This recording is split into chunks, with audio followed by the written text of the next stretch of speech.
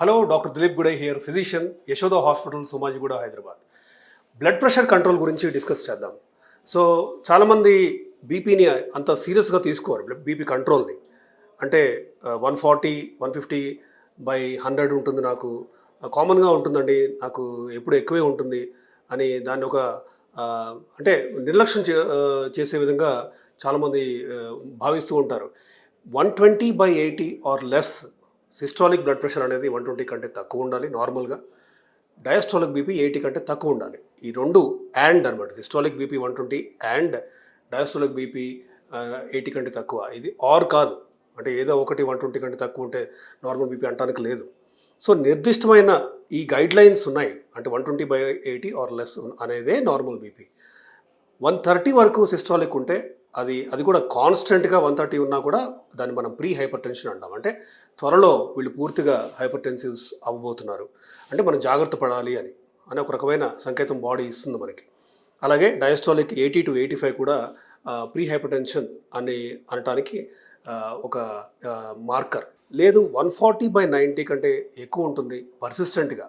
అంటే ఒక్క రీడింగ్, ఇప్పుడు సపోజ్ బీపీ ఎక్కువ ఉందనేసి క్లినిక్ కానీ హాస్పిటల్ కానీ వచ్చిన ఎవరికైనా కొంచెం ఒక రకమైన యాంగ్జైటీ, ఆదుర్దాతో బీపీ పెరిగే ఉండొచ్చు. కానీ మనం దాన్ని ఇది హాస్పిటల్కి వస్తే పెరిగిన బీపీ అని అజ్యూమ్ చేసుకోకూడదు, మనం ప్రూవ్ చేయాలి. అంటే ఇంట్లో ప్రశాంతంగా ఒక సండే మార్నింగ్, అంటే ఎక్కువ సౌండ్ లేకుండా కొంచెం ప్రశాంతమైన చీకటి వాతావరణంలో సౌండ్స్ అవి లేకుండా, అంటే డీప్ బ్రీతింగ్ చేసిన తర్వాత వచ్చిన వాల్యూ కరెక్ట్ వాల్యూ. అంటే ఇంట్లో మల్టిపుల్ టైమ్స్ మీరు చెక్ చేసుకొని ప్రతిసారి 140/90 కంటే ఎక్కువ ఉంటే మాత్రం మీకు ట్యాబ్లెట్ అవసరం ఖచ్చితంగా ఉంటుంది. నా బీపీ పెరిగి మీరు దాన్ని కంట్రోల్ చేసుకోకపోతే వచ్చే ప్రాబ్లమ్స్ ఏంటి? ఫస్ట్ ఎఫెక్ట్ అయ్యే ఆర్గన్ హార్ట్. కాన్సెంట్రిక్ ఎల్విహెచ్ అంటాం. అంటే హార్ట్లో ఒక ఛాంబర్, ఒక మజిల్ కొంచెం పెరిగి ఉంటుంది.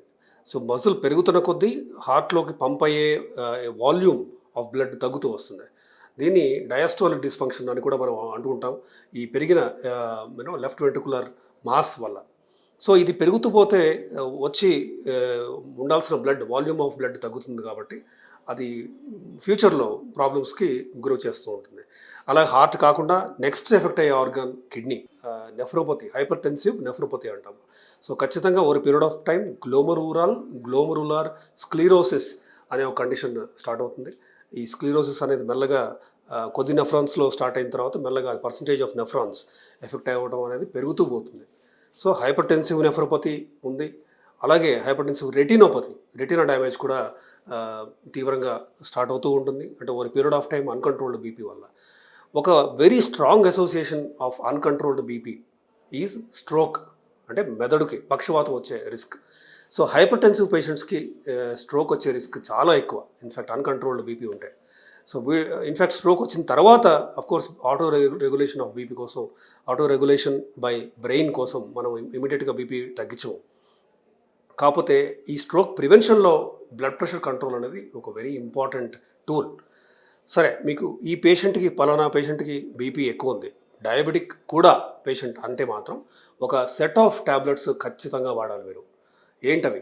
ఏస్ ఇన్హిబిటర్స్, ఏఆర్బీస్, దెన్ అంటే ఏస్ ఇన్హిబిటర్స్ కానీ ఏఆర్బీస్ కానీ, దెన్ బీటా బ్లాకర్స్ కానీ, ఈ సెట్ ఖచ్చితంగా వాడాలి మీరు. ఇవి వాడితే ప్రోటీనూరియా అంటే యూరిన్లో ప్రోటీన్ పోవటం అనేది కంట్రోల్ చేసే ఈ క్లాసెస్ అనమాట ఇవి. రాస్ ఇన్హిబిటర్స్ అంటారు, RAAS అని. రెనిన్ యాంజియోటెన్సిన్ సిస్టమ్ని ఇన్హిబిట్ చేసే క్లాసెస్లో మొట్టమొదటిగా ఏస్ ఇన్హిబిటర్స్.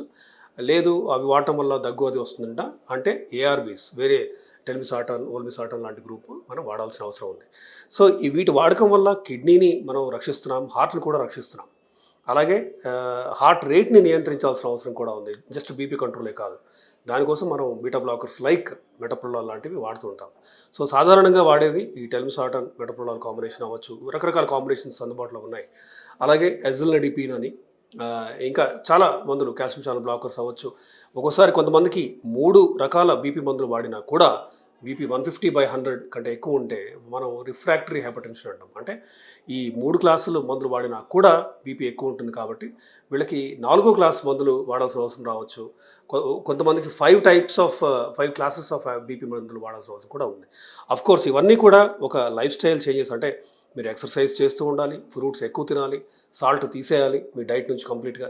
ఇవన్నీ చేస్తూ బాడీలో అంటే సరైన నిద్ర 6 to 7 hours ఆఫ్ స్లీప్ అందుతూ ఇవన్నీ చేస్తే అంటే పొటాషియం బాడీలో పెంచుతూ మెగ్నీషియం కూడా పెంచుతూ కనుక ఉంటే ఖచ్చితంగా మీ బీపీకి వాడాల్సిన మందుల అవసరం ఖచ్చితంగా తగ్గించచ్చు. నెంబర్ ఆఫ్ మెడిసిన్స్ తగ్గించచ్చు, వాడే మందుల డోస్ కూడా మనం తగ్గించచ్చు. సో ఇకపోతే ఒబిసిటీ, జస్ట్ బాడీ ఫ్యాట్ ఎక్కువ ఉండటం వల్ల కూడా బీపీకి డైరెక్ట్ లింక్ ఉంది.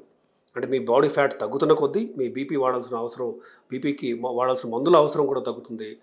తద్వారా నెంబర్ ఆఫ్ మెడిసిన్స్ అవ్వచ్చు, డోస్ ఆఫ్ మెడిసిన్స్ అవ్వచ్చు మనం తగ్గించచ్చు. సో ఒక పక్క ఫ్యాట్ తగ్గించుకోవడం బాడీలో, దెన్ స్ట్రెస్ తగ్గించుకునే విధంగా యోగా లాంటివి కూడా బీపీ కంట్రోల్కి హెల్ప్ చేస్తాయి. దెన్ డీప్ బ్రీతింగ్ ఎక్సర్సైజెస్ 4-7-8 అని ఒక టెక్నిక్ ఉంది. అంటే 4 సెకండ్లు మనం స్లోగా డీప్ బ్రీత్ చేసి 7 seconds హోల్డ్ చేసి 8 seconds నోటితో గాలి బయటికి మెల్లగా కనుక ఊదేస్తే 4-7-8 టెక్నిక్. ఇది కూడా బీపీ నియంత్రణకి బాగా హెల్ప్ అవుతుంది. నిద్ర ఇంప్రూవ్ చేసే విధంగా కూడా ఇది హెల్ప్ అవుతుంది. యాంగ్జైటీ తగ్గిస్తుంది. So over period of time మనకి ఖచ్చితంగా ఈ చిన్న చిన్న మెజర్స్ కూడా, లైఫ్ స్టైల్ చేంజెస్ కూడా బీపీ కంట్రోల్కి హెల్ప్ అవుతాయి. అండ్ యాంగ్జైటీ తగ్గించుకునే దాంట్లో అంటే చాలామంది ఏమంటారంటే నాకేమి ఇతనికి బాగా కోపం వస్తుంది, ఇతనికి బీపీ ఉందేమో అంటారు. సో మీ కోపానికి మీ బీపీకి డైరెక్ట్ లింక్ లేకపోవచ్చు. అంటే ఇది సైకలాజికల్ అండ్ చాలామంది నమ్మే ఒక అపోహ. సో బీపీ 200/150, 120 ఉండి ఎలాంటి యాంగర్ చూపించని పేషెంట్స్ చాలామంది ఉంటారు. అంటే నార్మల్గా ఉంది, నార్మల్గా క్లినిక్కి నడుచుకుంటూ వస్తారు, చూస్తేనేమో 220/120, 140 అలా ఉంటుంది, అంత హై బీపీలో కూడా. సో కోపం ఆర్ బీపీకి కూడా డైరెక్ట్ లింక్ అనేది లేదు, ఇది ఒక అపోహ మాత్రమే.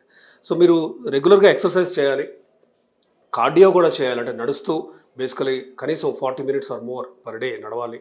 హార్ట్ రేట్ పెంచుకునే విధంగా మీరు నడవాలి. దెన్ దెన్ మీరు కనుక వెయిట్స్ కూడా లిఫ్ట్ చేస్తే, అంటే ఒక పక్క ఇవాళ కార్డియో చేస్తే, కార్డియో అంటే స్విమ్మింగ్ కానీ ట్రెడ్మిల్ మీద నడవటం అవ్వచ్చు, సైక్లింగ్ అవ్వచ్చు, ఇవన్నీ కూడా కార్డియో. కూర్చొని వెయిట్స్ లిఫ్ట్ చేయడం అనేది రెసిస్టెన్స్ ట్రైనింగ్. సో ఒక పక్క మజిల్ బల్క్ పెంచుతూ అంటే వెయిట్స్ లిఫ్ట్ చేస్తూ, ఇంకొక పక్క కార్డియో కూడా కనుక మీరు చేస్తే అది బెస్ట్ ఆఫ్ బోత్ వరల్డ్స్ అవుతుంది. దానివల్ల కూడా మీరు బీపీ లాంగ్ టర్మ్లో తగ్గించుకోవచ్చు. సో ఇలా లైఫ్ స్టైల్ చేంజెస్. దెన్ ఉప్పు, చాలామంది కొంచెమే కదా నేను ఎక్స్ట్రా సాల్ట్ వేసుకోను పెరగను అంటుంటారు. అది సరిపోదు. మీరు పచ్చళ్ళ వాడకం ఆపేయాలి, కర్రీస్లో ఎక్స్ట్రా సాల్ట్ వేసుకోవడం కూడా కంప్లీట్గా ఆపేయాలి. సో ఫ్రూట్స్ వాడకం పెంచినా కూడా మీకు పొటాషియం, మెగ్నీషియం అందుతుంది కాబట్టి బీపీ నియంత్రణలో ఉంటుంది. ఇలా రకరకాలుగా చాలా ఫ్యాక్టర్స్ బీపీ కంట్రోల్కి దోహదపడతాయి.